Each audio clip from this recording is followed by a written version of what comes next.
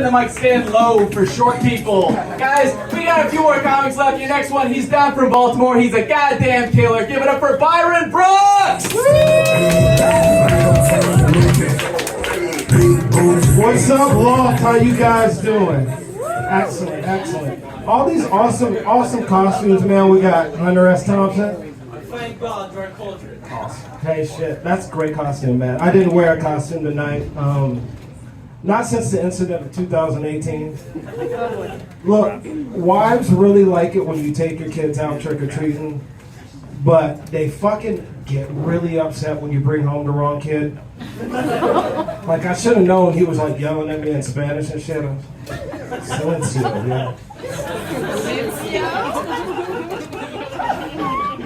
And another reason I didn't wear a costume tonight is I had a really rough morning this morning. Like, first thing, I wake up, first place I go. There's this little kid, he's like 2-3 years old. He's sitting there pointing at me, calling me a loser.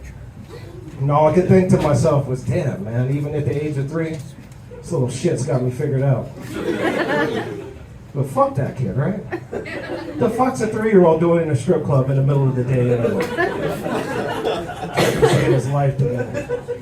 So my name's Byron Brooks. I'm from the Baltimore area. Happily married, have a wife, a son, 2 cats at home. And I'm blessed to be able to come out almost every night to do comedy for great people like you.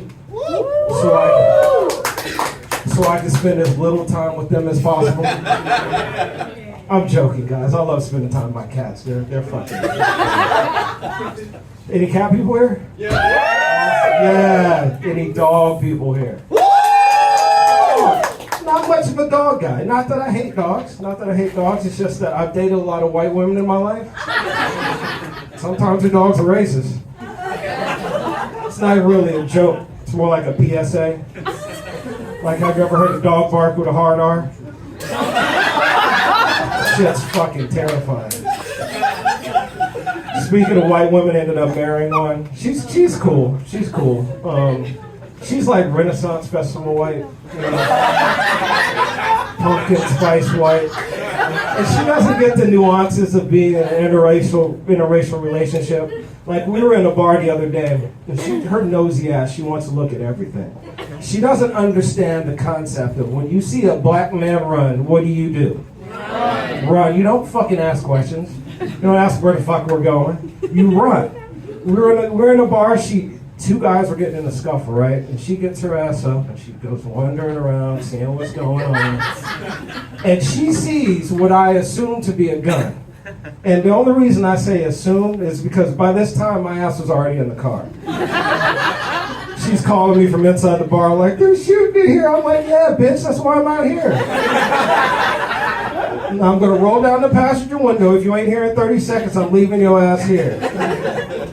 Oh, shit, man. So we got a little mixed kid. He's cool. Disrespectful little shit, right?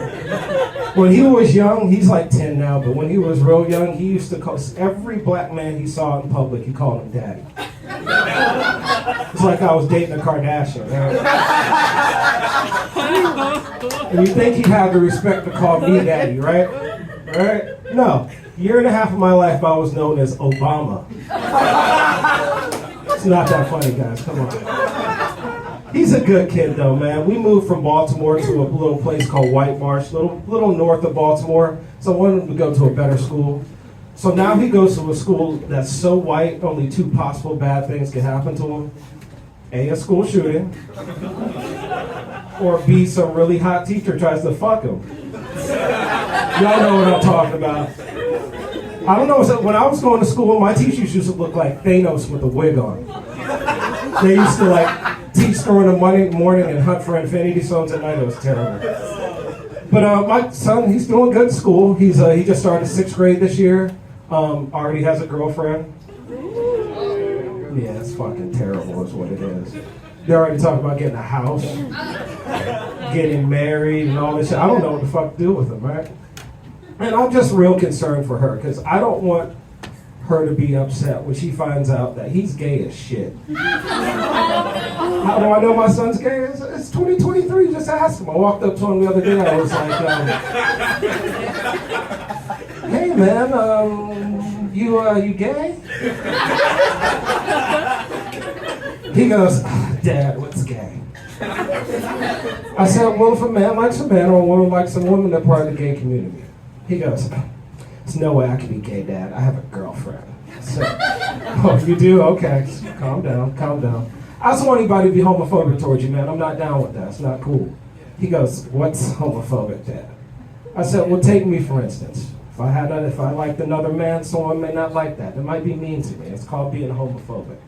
He looked at me dead in my eye and he was like, Dad, if you're gay, it wouldn't be homophobic. No one likes you anyway. Aww. Well, fuck you, son. Some gay ass shit to say to me. He's a good kid, though. I mean, who else am I going to get clean pee from to pass drug tests, right? Any weed smokers in here? Woo! All right, so I'm in D.C. Y'all, it's been legal here for a while, right? Yes. Y'all got dispensaries? Yes. You do have dispensaries. How many of y'all go to dispensaries? Not too many. So for the other people of you who've never been in a dispensary, let me tell you what they're going to try and do to you. They're going to try and sell you the most potent shit that they have. And then they're going to giggle about what they just did behind the counter. Like, in Maryland, I bought some shit that was so strong the other day. I got so high, I started looking at my hands again. Jesus Christ, my hands are huge.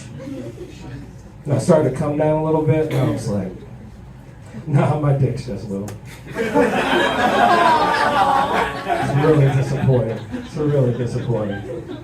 So, I'm unemployed at the moment, besides, doing this stuff. This is a good job, but I can't pay rent with drink tickets, So Call of Duty right now has become life. Call of Duty. Yeah, got some Call of Duty fans in here? Anybody in here got kids? No? I knew y'all looked funny. Really young. I have a little, well, I'll tell you this. Call of Duty is so much life that, if you guys were to happen to have a kid around the age of 9, 10, I might tell them something like, you guys suck dick for quarters. Now, I'm just saying, Call of Duty's my house and you gotta get that weak shit out of my house. But that's not act like these little white kids don't be saying some wild shit on these online games, right? You know what I'm talking about, right? It's like you get 10 points on Little Billy and he turns into Roseanne Barr on Ambien, right? It's just N-word this and fucking Planet H that. I told this kid the other day, I was like, look kid, man, you're not the right color to be saying the N-word as much as you've been saying it. And he goes, we're online, man, how do you know what color I am? I said, real easy. Call your dad, I bet he's home. No, I'm supposed to laugh at that. He was home. It ended up being a happy ending, right? So, before I get out of here, I know they're not in here, but let's give a big hand to your wait staff. Guys are doing God's work. Please, please, please, drive home safely, get home safely.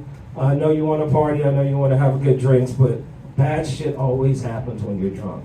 I'll give you an example. I used to date this girl. Just got pissed drunk every night.